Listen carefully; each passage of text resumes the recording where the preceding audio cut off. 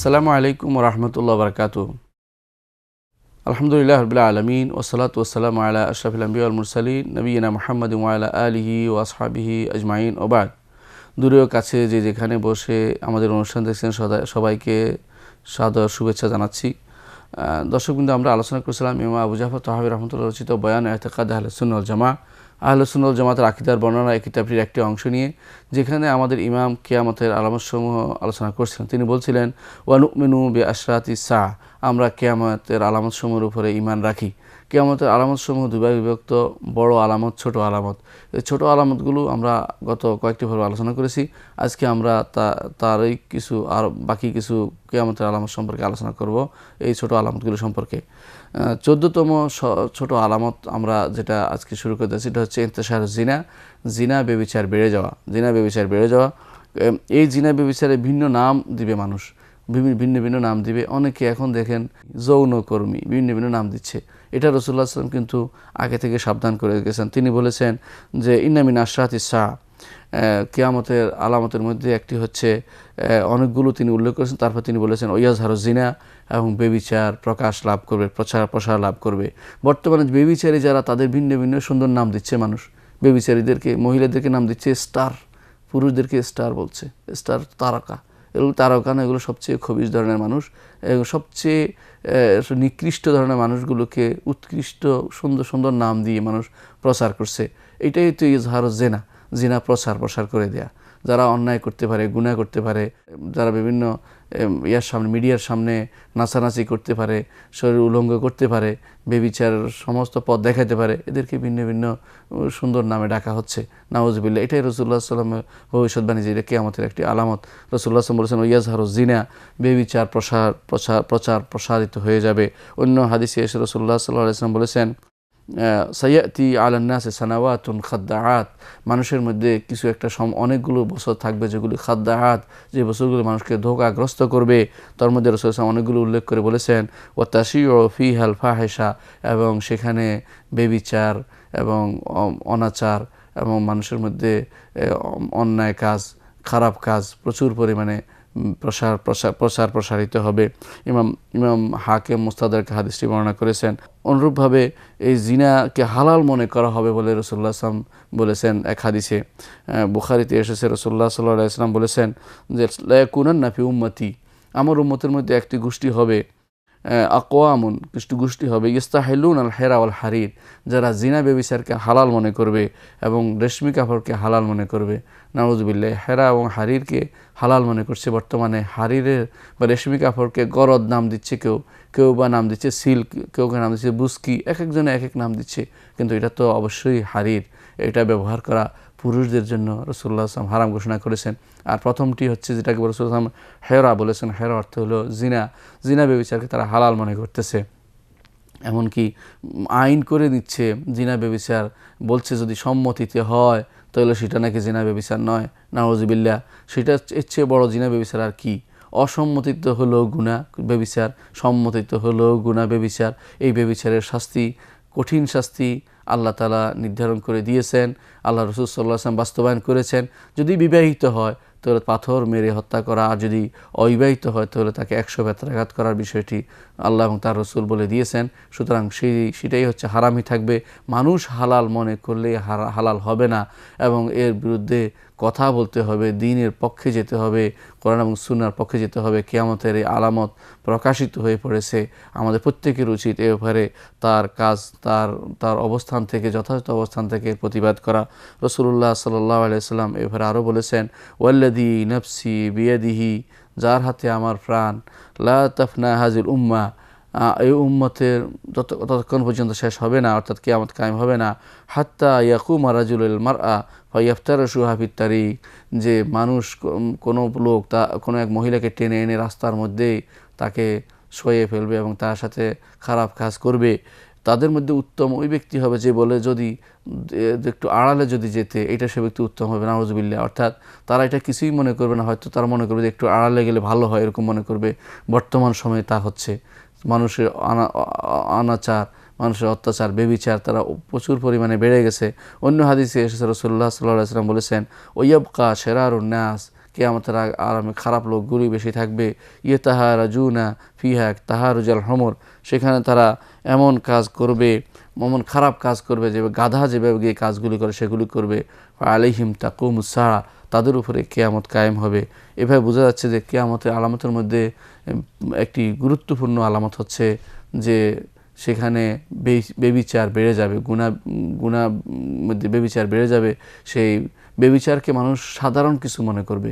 বর্তমান সময়ে বেবিচারকে মানুষ সাধারণ কিছু মনে করছে, এমনকি কোথাও কোথাও বেবিচারকে উৎসাহ দেওয়া হচ্ছে, তাদের বিভিন্ন সিলেবাসে বেবিচার বিষয়টি তুলে ধরা হচ্ছে এবং বেবিচার শিক্ষা দেয়া হচ্ছে এবং সন্তান সন্ততিদের মধ্যে বেবিচারের প্রচার প্রসারের ব্যাপারে উৎসাহ দেওয়া হচ্ছে। এসবই কিয়ামতের আলামত এবং খুব নিকৃষ্ট ধরনের কাজ বলে বিবেচিত। রাসূলুল্লাহ সাল্লাল্লাহু আলাইহি ওয়াসাল্লাম আমাদেরকে পূর্ব থেকে এবারে সাবধান করেছেন। কিয়ামতের আরেকটি আলামত হচ্ছে 16তম আলামত হচ্ছে ইন্তেশার রিবা, সুদ বেড়ে যাওয়া। বর্তমান সময়ে এটা বলার অপেক্ষা রাখে না, সুদ এখন প্রাতিষ্ঠানিক রূপ পেয়েছে। প্রত্যেকটি রাষ্ট্রই সুদ ভিত্তিক হয়ে গেছে। এর চেয়ে বেশি প্রসারবোধ কোনো সময় ছিল না। তখন অন্তত বিশ্বের কোনো না কোনো দেশ তখন সুদকে খারাপ দৃষ্টি দেখত। এখন সুদের ভিন্ন নাম হয়ে গেছে। অনেক সময় সুদকে বলে প্রফিট, কেউ বলে সেটাকে লাভ, কেউ বা সেটাকে আরও বিভিন্ন ধরনের নাম দিয়েছে। এমনকি কেউ এই সুদকে কোনো দোষণীয় মনে করে না, বলে যে এটাও এক ধরনের ব্যবসা। নাউজুবিল্লাহ। কীভাবে মানুষ এখন সুদ খাচ্ছে, এটা মানুষের কোনো গুরুত্বহীনভাবে সুদ খাচ্ছে। অথচ রাসূলুল্লাহ সাল্লাল্লাহু আলাইহি ওয়াসাল্লাম বিষয়টি সম্পর্কে পূর্ব থেকে সাবধান করে গেছেন। তিনি বলেছেন, আব্দুল্লাহ ইবনে মাসউদ রাদিয়াল্লাহু আনহু বর্ণনা করেন যে রাসূলুল্লাহ সাল্লাল্লাহু আলাইহি ওয়াসাল্লাম বলেছেন, বাইনা ইয়াদাই সা ইয়াজহারু রিবা, কিয়ামতের আগে সুদ প্রসারিত হবে, অর্থাৎ প্রচুর পরিমাণে সুদ মানুষের মধ্যে প্রচার প্রসার লাভ করবে। অন্য হাদিসে আবু হুরায়রা রাদিয়াল্লাহু আনহু বর্ণনা করেন রাসূলুল্লাহ সাল্লাল্লাহু আলাইহি ওয়াসাল্লাম বলেছেন, লা ইয়াতিয়ানা আলান নাসি জামানুন, মানুষের মধ্যে একটা সময় আসবে, লা ইউবালিল মারউ বিমা আখাযাল মাল, মানুষ গুরুত্ব দিবে না কিভাবে সম্পদ গ্রহণ করছে, আমিন হালালিন আমিন হারাম, হালাল থেকে নিয়েছে না হারাম থেকে নিয়েছে। বুখারীতে হাদিসটি বর্ণিত হয়েছে যে হালাল থেকে নিচ্ছে না হারাম থেকে নিচ্ছে, মানুষ এবার কোনো গুরুত্ব দিবে না। বর্তমান সময়ে লক্ষ লক্ষ মানুষ, শত শত মানুষ, লক্ষ লক্ষ মানুষ, কোটি যদি নাই হয় কাছাকাছি হবে, যারা ব্যাংকের সুদ নিচ্ছে, ব্যাংকের সুদ নিয়ে বাড়ি করছে, গাড়ি করছে। ব্যাংকের সুদ নিয়ে অনেক আলেমকেও দেখা যায়, অনেক যারা আলেম নামের কলঙ্ক, এরকম মানুষদেরকেও দেখা যায় যারা সুদ নিচ্ছে এবং সুদ নিজেরা খাচ্ছে অথবা সুদি লেনদেন করছে।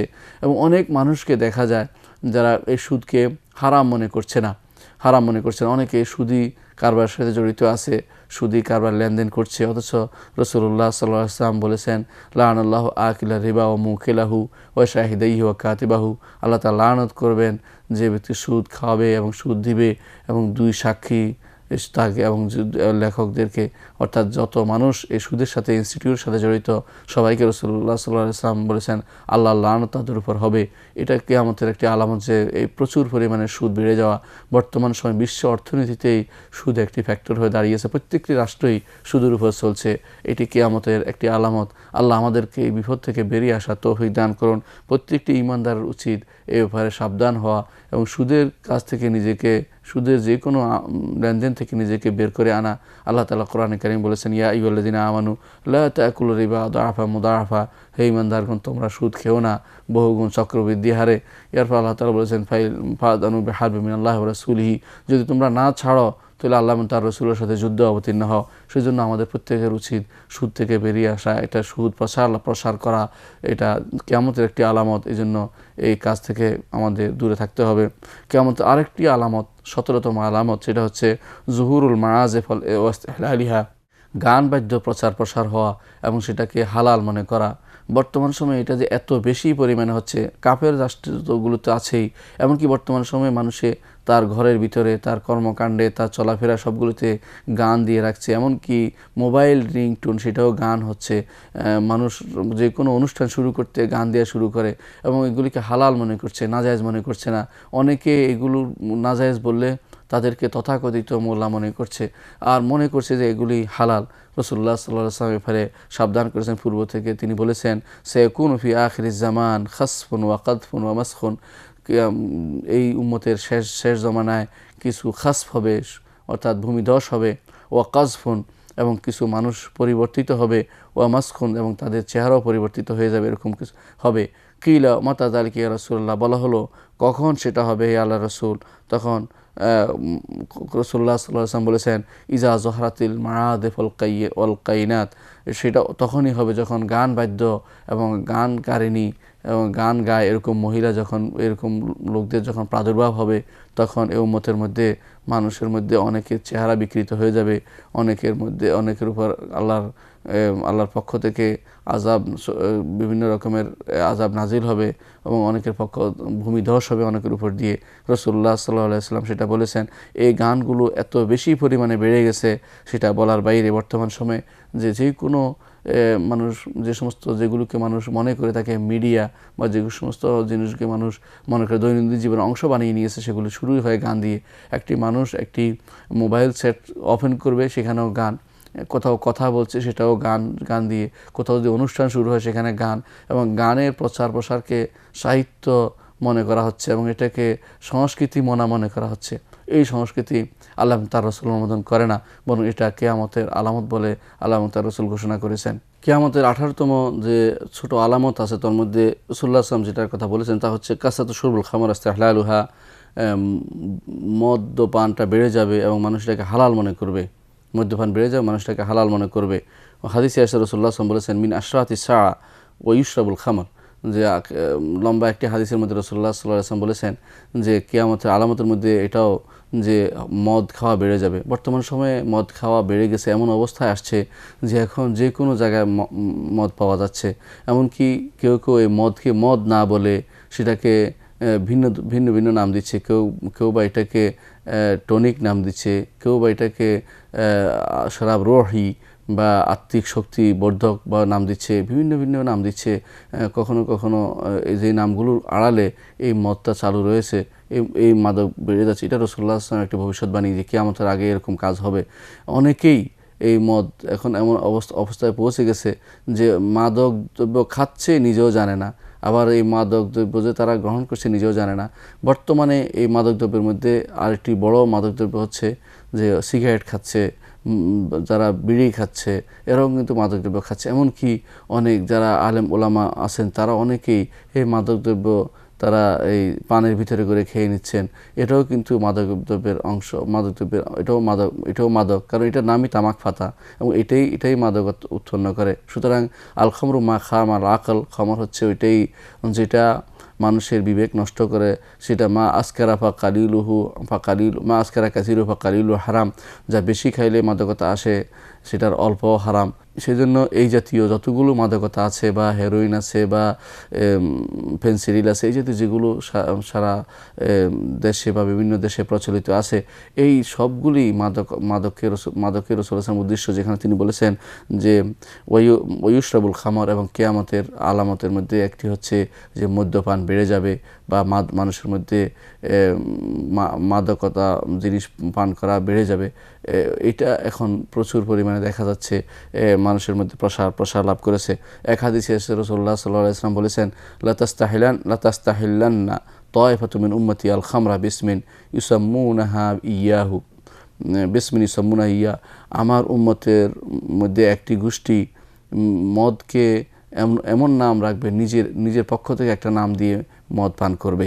বর্তমান সময়ে এটা অনেকেই আমরা দেখতে পাই, যেটাকে অনেকে বলে যে এনার্জি ড্রিঙ্ক নাম দিয়ে খাচ্ছে, কেউ বা এই জাতীয় শক্তিবর্ধক নাম দিয়ে খাচ্ছে।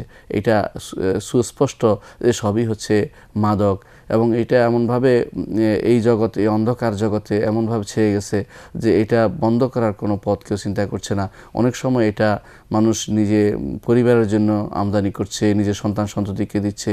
মানে এটা এত বেশি প্রসার লাভ করেছে যে এটা আর বলার মতো নয়। এটা কিয়ামতের একটি আলামত বলে রাসূলুল্লাহ সাল্লাল্লাহু আলাইহি ওয়াসাল্লাম আমাদেরকে পূর্বেই ঘোষণা করেছেন।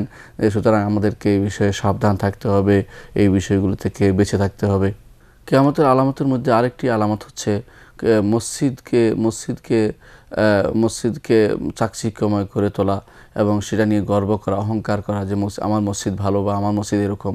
রাসূলুল্লাহ সাল্লাল্লাহু আলাইহি ওয়াসাল্লাম বলেছেন লা তাকুমুস সাআ, কিয়ামত কায়েম হবে না হাত্তা ইয়াতাবাহান নাসু ফিল মাসাজিদ, যতক্ষণ পর্যন্ত মানুষ মসজিদ নিয়ে অহংকার গর্ব না করবে। রাসূলুল্লাহ সাল্লাল্লাহু আলাইহি ওয়াসাল্লাম মসজিদ ছিল খেজুর পাতার ছাউনি, সেখানে রাসূল সাল্লাল্লাহু আলাইহি ওয়াসাল্লাম যখন সিজদা দিচ্ছিলেন তার নাকে মুখে মাটি লেগে গিয়েছিল, কিন্তু এখলাসের অভাব ছিল না। বর্তমানে মসজিদগুলো এরকম অহংকারপূর্ণ হয়ে গেছে যে মসজিদগুলো অনেকভাবে নির্মিত হচ্ছে, খুব অনেক ভিত মজবুত করে নির্মিত হচ্ছে, এমনকি অনেক চাকচিক্য করা হচ্ছে, সেখানে অনেক রকমের জিনিস অঙ্কন করা হচ্ছে। সাথে সাথে এই মসজিদগুলোতে অনেকগুলোতে এসি করা হচ্ছে, অনেকগুলোতে বিভিন্ন রকমের প্রশান্তির ব্যবস্থা করা হয়েছে, কিন্তু সেখানে ইখলাস নেই, আল্লাহ তাআলার জন্য ইবাদতের ইবাদত হচ্ছে না, রাসূলুল্লাহ সাল্লাল্লাহু আলাইহি ওয়াসাল্লাম পদ্ধতিতে হচ্ছে না। কিন্তু মানুষের ভিতরে অহংকার বেড়ে গেছে। মসজিদ নিয়ে কমিটিতে কে থাকবে, কে কোন কমিটির সভাপতি, কে কোন কমিটির সেক্রেটারি, এগুলি সবই এই আলামতের মধ্যে অন্তর্ভুক্ত। যেটা বলেছেন রাসূলুল্লাহ সাল্লাল্লাহু আলাইহি ওয়াসাল্লাম বলেছেন, যুখরুফাতুল মাসাজিদ ওয়াত্তাবাহি বিহা, অর্থাৎ মসজিদ নিয়ে চাকচিক্যপূর্ণ করা, মসজিদগুলোকে জাঁকজমকপূর্ণ করে তোলা এবং সেখানে সেটা নিয়ে অহংকার করা পরস্পরের মধ্যে, যে সভাপতি ছিলেন, আমার বাবা সভাপতি ছিল, অথবা আমি 3 পুরুষের সভাপতি, অথবা জোর করে সভাপতি হওয়া, এসবই কিয়ামতের আলামতের অন্তর্ভুক্ত। রাসূলুল্লাহ সাল্লাল্লাহু আলাইহি ওয়াসাল্লাম বলেছেন, মিন আশরাতিস সাআ, কিয়ামতের আলামত হচ্ছে, কিয়ামতের আলামতের অন্তর্ভুক্ত হচ্ছে এটাও, আইয়াতাবাহান নাস ফিল মাসাজিদ, মসজিদ সমূহে মানুষ অহংকার করতে থাকবে। অনেক সময় দেখা যায় মসজিদে অনেকেই জুমার দিনে দেখবেন যে ডেকে ডেকে বলছে যে আমাদের মসজিদের মোতাওয়াল্লি সাহেবের অসুস্থ, ওনার এই হয়েছে, আমাদের মসজিদের অমুককে দোয়া করতে হবে, অমুকের জন্য নাম ধরে ধরে দোয়া করছে। এসবই অহংকার অন্তর্ভুক্ত। কারণ এইভাবে নাম ধরে ধরে ডাকা, অন্য সাধারণ মানুষদের ডাকা হয় না, তাদেরকে ডাকার অর্থই হচ্ছে এটা একটা অহংকারের কাজ। এগুলি কিয়ামতের আলামত বলে বিবেচিত। আনাস রাদিয়াল্লাহু আনহু বলেন, ইয়াতাবাহাউনা বিহা, এরা অহংকার করবে মসজিদ নিয়ে, সুম্মা লা ইউআম্মিরুনা ইল্লা কালিলা, অথচ মসজিদে তারা এই মসজিদের হক আদায় করে সালাত আদায় করবে, এটা কমই তারা করবে। এটা হচ্ছে তারা সৌন্দর্য বর্ধন করবে, দেখতে যেন ইহুদিদের গির্জার মতো হয় সেরকম তারা করবে। ওমর রাদিয়াল্লাহু আনহু এই জন্য মসজিদগুলোকে এরকম চাকচিক্য করতে নিষেধ করতেন, কারণ এই চাকচিক্যর দিকে তাকালে অনেক সময় তারা নামাজ সালাত থেকে পিছপা হবে, এবং সালাতের মূল যে উদ্দেশ্য তা থেকে মানুষকে তা বিরত রাখবে।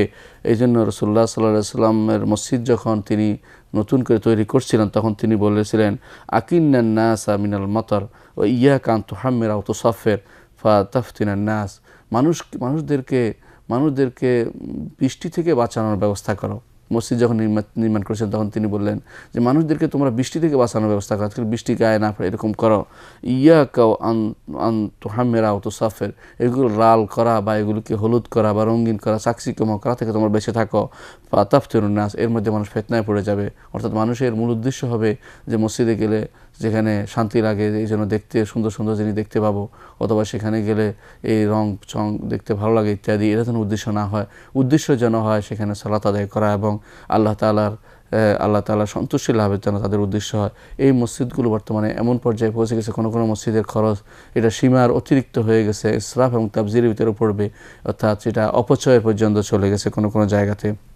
অন্য এক হাদিসে এসেছে, রাসূলুল্লাহ সাল্লাল্লাহু আলাইহি ওয়াসাল্লাম এর সাহাবী, রাসূলুল্লাহ সাল্লাল্লাহু আলাইহি ওয়াসাল্লামের সাহাবী আবু দারদা রাদিয়াল্লাহু আনহু বলেন, ইজা যাওয়াক্তুম মাসাজিদাকুম ওয়া হাল্লাইতুম মাসাহিফাকুম ফাদ্দামারু আলাইকুম, যখন তোমরা তোমাদের মসজিদগুলোকে সৌন্দর্যমণ্ডিত করে ফেলবে আর তোমাদের কোরআন শরীফগুলোকে তোমরা বিভিন্ন রৌপ্য দিয়ে চাকচিক্যময় করবে, ফাদ্দামারু আলাইকুম, তাহলে তোমাদের উপর ধ্বংস অনিবার্য হয়ে যাবে। সুতরাং মসজিদগুলোকে মসজিদের মতো থাকতে দেওয়া উচিত, সেগুলোকে চাকচিক্যময় করা অথবা সেগুলি অহংকার করা, সেগুলির কমিটি নিয়ে অহংকার করা, সবই কিয়ামতের আলামত। এগুলি যেন আমরা না করি, আল্লাহ আমাদেরকে এগুলি থেকে হেফাজত করুন।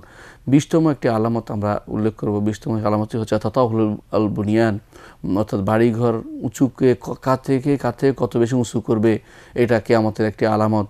হাদিসে রাসূলুল্লাহ সাল্লাল্লাহু আলাইহি ওয়াসাল্লাম হাদিস জিবরিল মধ্যেই জিজ্ঞাসা করেছিলেন, যে যখন জিবরিল তাকে জিজ্ঞাসা করেছেন যে কিয়ামত কখন কায়েম হবে, রাসূলুল্লাহ সাল্লাল্লাহু আলাইহি ওয়াসাল্লাম বলেছিলেন যে কিয়ামত কখন কায়েম হবে সেটা যে প্রশ্নকৃত ব্যক্তি বেশি জানে না, অর্থাৎ আমি এবং তুমি সবাই সমান এই ব্যাপারে। তারপর তিনি বলেছিলেন যে তবে তোমাকে আমি কিছু আলামত বলবো। সে আলামত হচ্ছে যে তখন বলেছিলেন, ইজা তাতাওয়ালা রিআউল বাহাইম ফিল বুনিয়ান ফাযাকা মিন আশরাতিহা, যখন সাধারণ মানুষ যারা রাখাল পর্যায়ের মানুষ, তারা যখন বড় বড় প্রাসাদ বানানোর ক্ষেত্রে পরস্পর প্রতিযোগিতায় লিপ্ত হবে, তাহলে বুঝতে পারবে সেটা কিয়ামতের আলামত। বর্তমান সময়ে দেখা যায় অনেক সাধারণ মানুষ যারা হালাল হারাম বাছ বিচার না করে টাকা রোজগার করেছে, এরা বিভিন্নভাবে বিভিন্ন বিল্ডিং বানাচ্ছে, এমন এমন বিল্ডিং বানাচ্ছে, এমন প্রাসাদ বানাচ্ছে যেগুলোর দিকে তাকালে অনেক সময় মানুষের মাথার টুপি পর্যন্ত পড়ে যাবে, এরকম অবস্থা তৈরি হয়েছে। এই সবই কিন্তু কিয়ামতের আলামত। এগুলো থেকে আমাদের বেঁচে থাকতে হবে, অর্থাৎ পরস্পর অন্যায় কাজে, দুনিয়ার চাকচিক্যময় কাজে ব্যস্ত হয়ে পড়া, আখিরাতমুখিতা থেকে আমরা আখিরাতমুখিতা থেকে ফিরে এসে দুনিয়ামুখী হয়ে যাওয়া, এগুলি কিয়ামতের আলামত। কারণ এই প্রাসাদ কখনো সে কবর নিতে পারবে না, এই প্রাসাদ তার সাথে যাবে না, কিন্তু তারা দুনিয়াতেই তাদের সব কিছু দিয়ে দেওয়া হয়েছে মনে করে তার সব কিছু দুনিয়াতেই করে যাবে, আখিরাতে তাদের জন্য কিছুই থাকবে না। সবই কিয়ামতের আলামত বলে বিবেচিত হবে। রাসূলুল্লাহ সাল্লাল্লাহু আলাইহি ওয়াসাল্লাম আমাদেরকে পূর্ব থেকে এভাবে সাবধান করেছেন। সময় দর্শক, কিন্তু আমরা ইনশাআল্লাহ কিয়ামতের আরও কিছু আলামত পরবর্তী কোনো পর্বে আলোচনা করব। ততক্ষণ আপনারা সুস্থ থাকুন, আল্লাহ আপনাদেরকে সুস্থ রাখুন। ওয়া আখিরু দাওয়ানা আলহামদুলিল্লাহি রাব্বিল আলামিন। আসসালামু আলাইকুম ওয়া রাহমাতুল্লাহি ওয়া বারাকাতুহু।